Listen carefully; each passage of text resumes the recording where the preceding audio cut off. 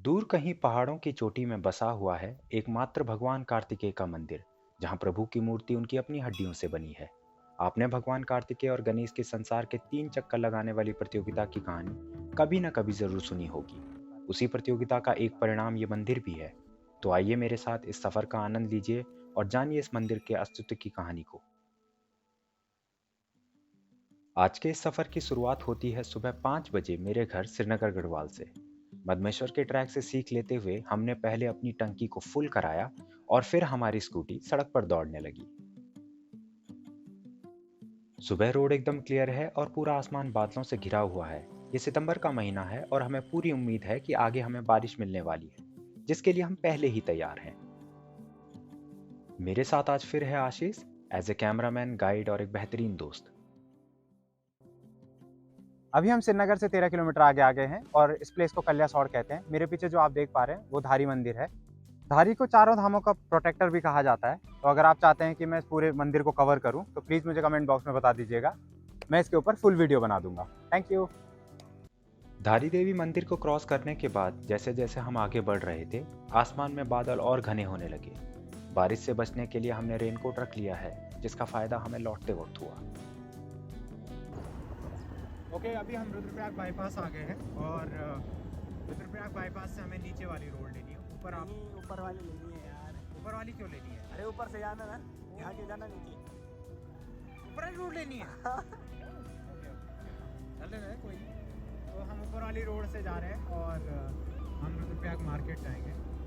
फिर रुद्रप्रयाग मार्केट से आगे है ना। हाँ।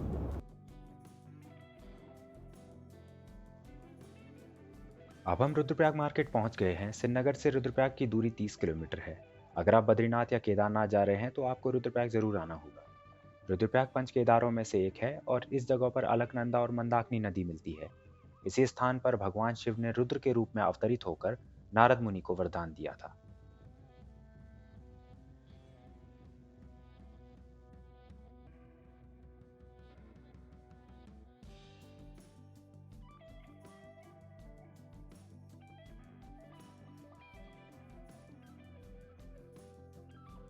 रुद्रप्रयाग मार्केट को क्रॉस करते ही आपको यू टर्न मिलेगा।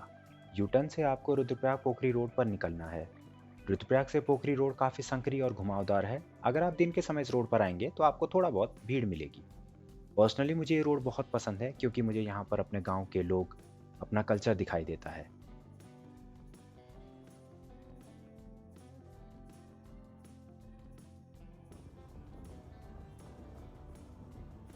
अभी हम चीड़ के जंगलों की साइड चल रहे हैं और उसके बाद हम जाएंगे बांध के जंगलों की साइड। इस रूट पर आपको छोटे छोटे सुंदर गांव मिलेंगे। आप देख सकते हैं कि पूरा रास्ता हरा भरा जंगलों से भरा हुआ है। जैसे कि आशीष ने कहा, शुरुआती रास्ते में आपको ऊंचे ऊंचे चीड़ के पेड़ मिलेंगे और जैसे जैसे आप आगे की ओर जाएंगे आपको बांज के जंगल मिलेंगे। बांज की घास गाय के चारे के लिए बहुत अच्छी रहती है, इसीलिए गांव के लोग अपनी गाय के खाने के लिए इन जंगलों पर निर्भर रहते हैं। सतेरा खाल गांव को क्रॉस करते ही हमें मिले इंसानी पूर्वज, जो खेतों को तहस नहस करने को पूरे तरीके से तैयार थे। जैसे जैसे आपकी गाड़ी पहाड़ी रास्तों पर आगे बढ़ेगी, आपको बहुत से खूबसूरत नज़ारे दिखेंगे और आप हवा की शुद्धता को महसूस कर सकते हैं।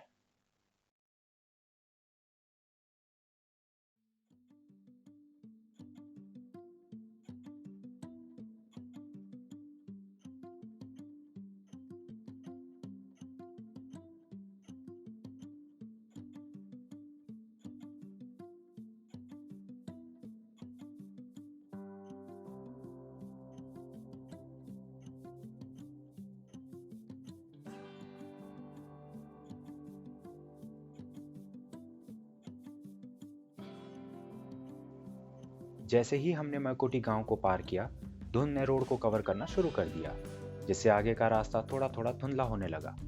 बीच बीच में रोड क्लियर होती और फिर हमें धुंध घेर लेती।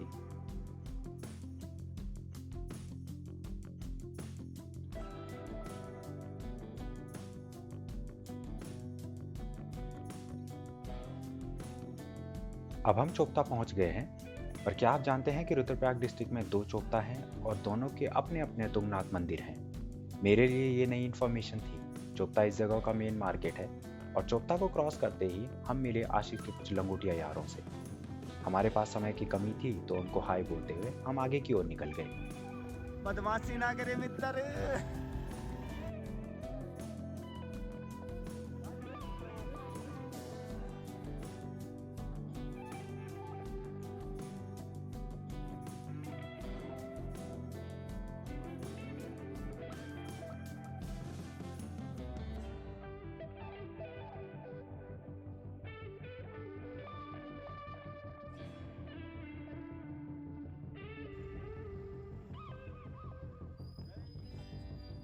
ओके, अभी हम खरपतिया पहुंच चुके हैं और यहाँ से कार्तिक स्वामी लगभग 5 से 10 किलोमीटर आगे पर है।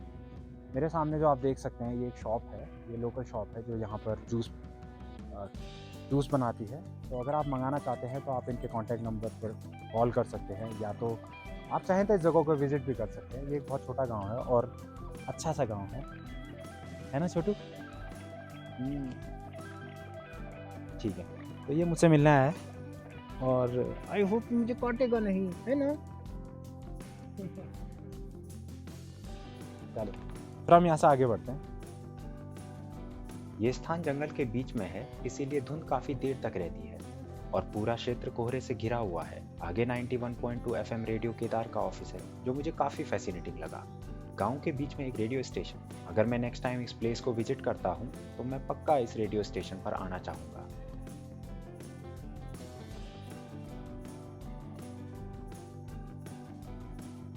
हम शायद जल्दी आ गए थे और जंगल के बीच में पूरी रोड पर दूर दूर तक कोई चहल पहल नहीं थी। पहाड़ी रास्तों में बाघ का खतरा बना रहता है, इसीलिए मैं आपको ऐसी पहाड़ी रास्तों में खाली और खुली गाड़ी में आने की सलाह तो बिल्कुल नहीं दूंगा। ये दूसरी बार है जब मैं कार्तिक स्वामी के दर्शन के लिए आ रहा हूँ। लास्ट टाइम मैं यहाँ मई के महीने में आया था। उस समय रास्ता काफी क्लियर था और ये जगह बहुत सुंदर लग रही थी।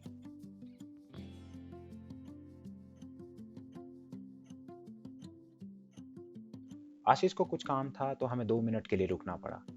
जब आशीष का काम खत्म हो गया तो हम आगे की ओर निकल गए। फाइनली हम अपने गंतव्य स्थान पर पहुंच गए। रुद्रप्रयाग से यहाँ आने में हमें 1 घंटा लग गया। कनकचौरी। रुद्रप्रयाग से इसकी दूरी 40 किलोमीटर है और यहाँ से हम 3 किलोमीटर का ट्रैक करेंगे जो कि हमें भगवान कार्तिकेय के चरणों में ले जाएगा। कनकचौरी का ये एक छोटा सा मार्केट है और यहाँ आपके ब्रेकफास्ट और पार्किंग की अच्छी व्यवस्था है। तो अपनी स्कूटी को पार्किंग में लगा के हमने सबसे पहले भगवान के लिए प्रसाद लिया और अपने 3 किलोमीटर के ट्रैक की शुरुआत की। जैसे कि मैं आपको पहले ही बता चुका हूँ कि मैं इस ट्रैक पर पहले भी आ रखा हूँ, तो क्यों ना मैं आपको दोनों टाइम किए हुए ट्रैक की वीडियो दिखाऊं ताकि आप देख सकें कि कार्तिक स्वामी तक जाने का रास्ता दोनों मौसमों में कितना सुंदर है। कैमरामैन आशीष पूरे जोश में था अपनी कलाकारी दिखाने के लिए। स्टार्टिंग पॉइंट में ही भैरव बाबा के भक्त के दर्शन हो गए। ये महाराज आराम फरमा रहे हैं और हमें आराम आराम से अपने ट्रैक को एंजॉय करना है।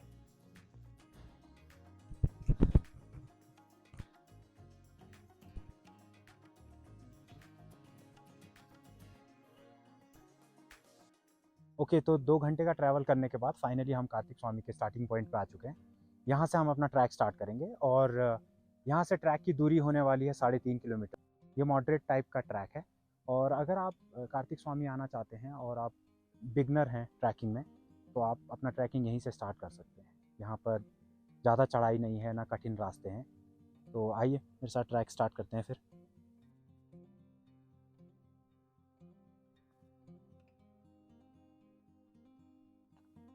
आगे आने वाले कार्तिक स्वामी के पूरे रास्ते में आप इस तरीके की चुनरियाँ देखेंगे पेड़ों पर लटकी हुई।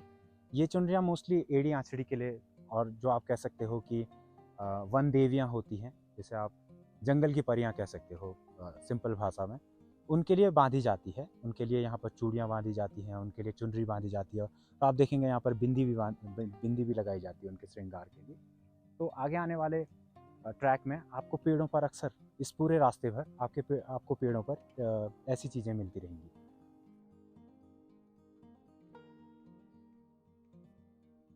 ये पूरा जंगल जो है वो वन विभाग के अंडर आता है, इसीलिए इस जंगल की साफ़ सफाई का जिम्मा और सुरक्षा का जिम्मा वन विभाग का है, जिसके लिए जब आप कार्तिक स्वामी के ट्रैक पर स्टार्ट करेंगे तो आपको पर पर्सन के हिसाब से आपको यहाँ पे कुछ पेमेंट करना पड़ेगा। जैसे हम लोग रुद्रप्रयाग से हैं तो हम लोगों को 10-10 रुपये पर पर्सन पे करना पड़ा, क्योंकि आप मेरे हाथ में स्लिप देख सकते हैं।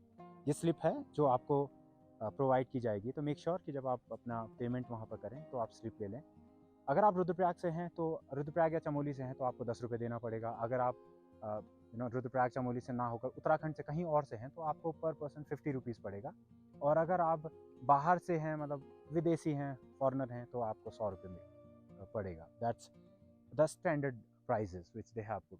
सो ऐसी चीज़ें हैं। और आप मेरे पीछे देख सकते हैं कि रास्ता बहुत अच्छा है। थोड़ा धुंध लगी हुई है, हल्का मौसम है, ठंड बहुत तेज़ है यहाँ पे, ठीक है। तो अभी हम यहाँ से आगे चलेंगे, थोड़ी सी चढ़ाई चढ़ेंगे और उसके बाद नॉर्मल रास्ता है। तो जैसा आप देख ही रहे हैं कि मैं स्टार्टिंग में बोला था कि हाँ, ये पूरा जो भी है मॉडरेट मोड का ट्रैक है। तो आप देख सकते हैं रास्ते नॉर्मल से हैं, सिंपल रास्ते हैं, तो आप कभी भी यहाँ पे आ सकते हैं। मेरे लिए भगवान कार्तिकेय के इस मंदिर की कहानी बहुत रोचक और निराशाजनक है। निराशाजनक क्यों? तो क्यों ना आप इस कहानी को सुने और खुद ही तय करें। तो शिवपुराण के अनुसार नारद मुनि शिव जी को एक अद्भुत आम देते हैं और कहते हैं कि जो इस आम को ग्रहण करेगा उसे बुद्धि और ज्ञान की प्राप्ति होगी।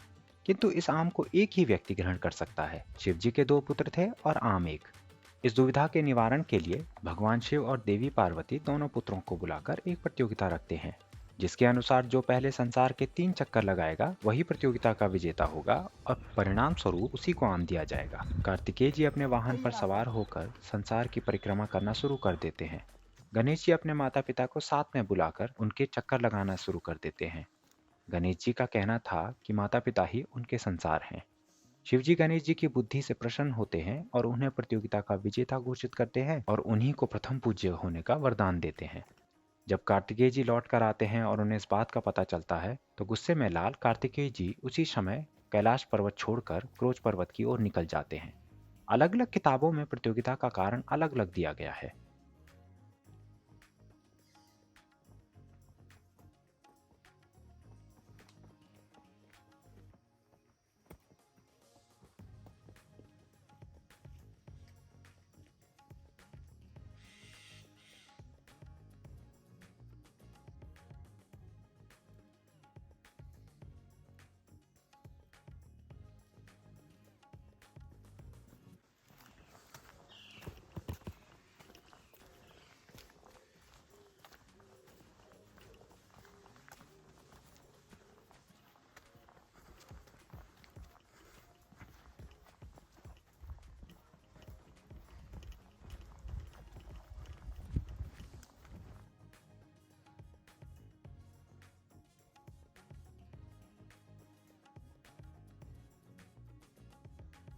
इसके बाद इसे लेफ्ट में लेके जाना है क्या? सीधा आगे मतलब?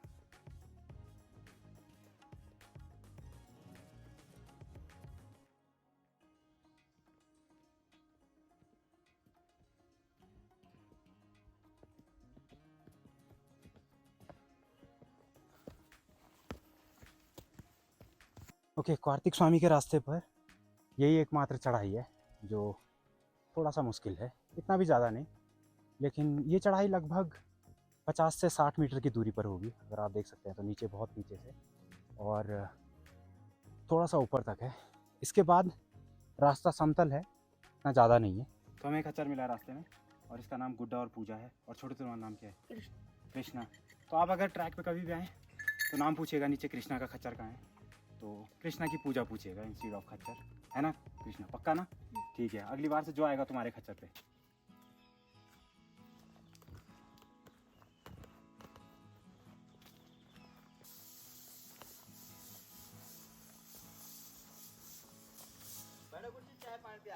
मंदिर से आके गुरुजी ठीक है, पहले खाली पेट चले जाते हैं। नाश्ता करोगे तो यहाँ पे पराठे, ब्रेड पकौड़े, पराठे के साथ छोले, चटनी, मैगी, चाउमीन, सब चीज़। ठीक है, सही है। हो जाता है।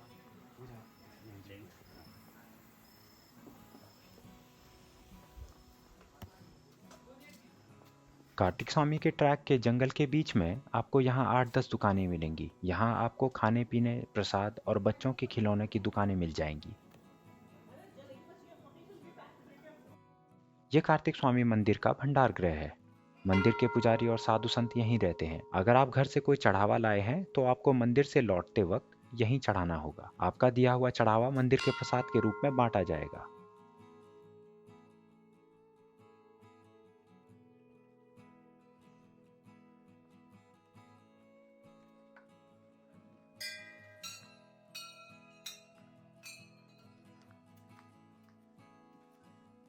ओके, अब हम कार्तिक स्वामी से 400-500 मीटर की दूरी पर हैं और मेरे पीछे जो आप मंदिर देख सकते हैं वही कार्तिक स्वामी है। ये यहाँ की सबसे ऊंची चोटी पर बना हुआ है और आप जो चीज़ देख रहे हैं वो कार्तिक स्वामी की सीढ़ियाँ हैं। उसके बाद उसके पार आपको कार्तिक स्वामी का मंदिर मिलेगा। तो चलिए अपनी जर्नी को कंटिन्यू करते हैं। और ये सीढ़ी नुमा रास्ता है तो आपको कोई प्रॉब्लम नहीं होनी चाहिए, बहुत ईजिली आप आ सकते हैं। यहाँ आप बूढ़े बुज़ुर्ग जो भी हैं वो भी आ सकते हैं और मोस्टली यहाँ पे बूढ़े बुज़ुर्ग लोग आते हैं। और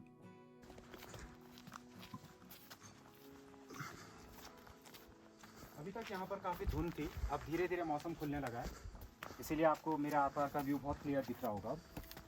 और आप नीचे देख सकते हैं हम कितनी ऊंचाई पर हैं। तो ये नीचे लोगों के खेत हैं जहाँ लोग अपने गायों को चराने के लिए लाते हैं।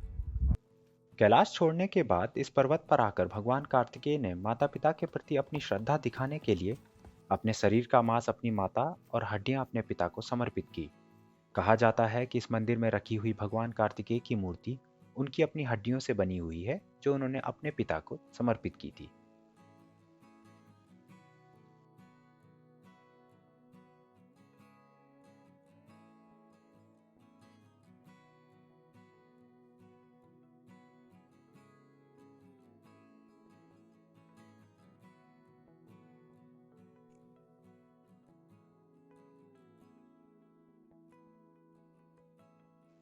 भगवान कार्तिकेय के मंदिर से पहले हमने भैरव बाबा को नमन किया और कुछ आंटियों की फोटो शूट में भी भाग लिया।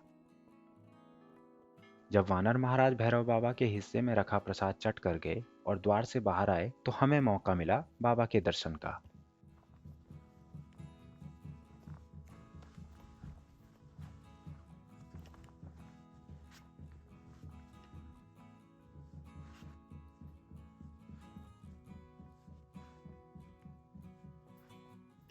पीछे जाना।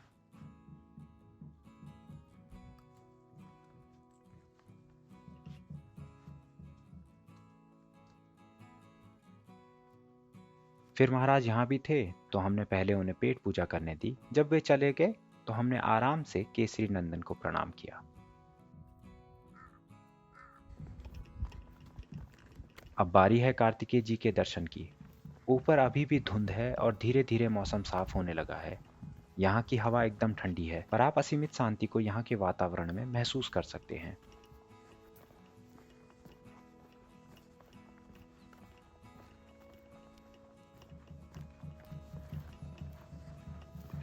और हम कार्तिक स्वामी मंदिर की सीढ़ियों के बेस पर पहुंच गए। यहाँ से हम कार्तिक स्वामी मंदिर के लिए ऊपर चढ़ेंगे और जैसे कि यहाँ लिखा गया है मंदिर में जाने से पहले यहीं आप जूते और चप्पल उतार सकते हैं। यहाँ से ऊपर आपको जूते और चप्पल ले जाने की कोई ज़रूरत नहीं है और ना ही आपको कोई ऊपर ऐसा स्थान मिलेगा जहाँ आप अपने जूते और चप्पल उतार सकते हैं मंदिर के ऊपर जाने के बाद। ठीक है, तो आइए हम जूते चप्पल उतारते हैं अपने।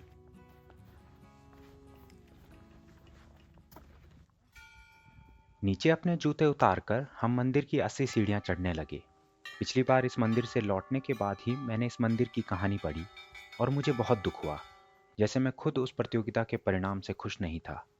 यह मंदिर समुद्र तल से 3048 मीटर की ऊंचाई पर है और इस मंदिर का निर्माण टिहरी के राजा कनकपाल महाराज ने 1000 वर्ष पहले किया था।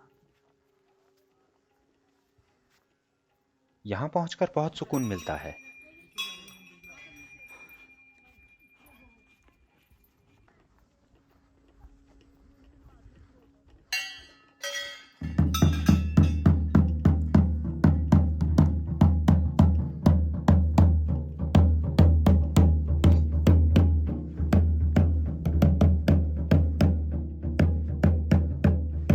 भगवान कार्तिकेय के चरणों में नतमस्तक होके हमने वन देवियों को नारियल चढ़ाया।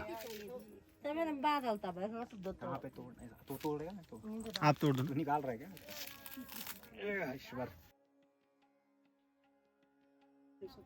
अच्छा इससे तोड़ना पड़ता है? ऐसा कुछ नहीं है। ओ, हो गया, फट तो गया ये। इसका करना क्या है कि फट गया ये जो? पानी उधर डालो ना। वो मंदिर उसमें चढ़ा दो, वहाँ चढ़ाओ, वहाँ बस देवी के उसके चारों तरफ घुमा दो।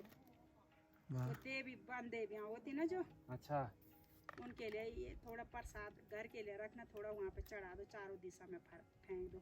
चारों दिशाओं में फेंकना है इसको। नारियल तोड़ के आपको एक एक टुकड़ा चारों दिशाओं में जंगल में रहने वाली जंगल की देवियों के लिए चढ़ाना होता है। उन्हें ही वन देवी कहते हैं। आप लोग कहाँ के हैं भैया? हम श्रीनगर से हैं। अच्छा, तेरी तरफ भी। मुझे वीडियो लेता देख एक दीदी के अंदर का रीलर बाहर आ गया और मुझे उन्हें सुपरस्टार बनाने की जिम्मेदारी मिली। मैंने चढ़ावा चढ़ाया ही था कि एक आंटी पर वन देवी आ गई। अगर आप उत्तराखंड से हैं तो आप जानते ही होंगे कि इसे देवी आना कहते हैं।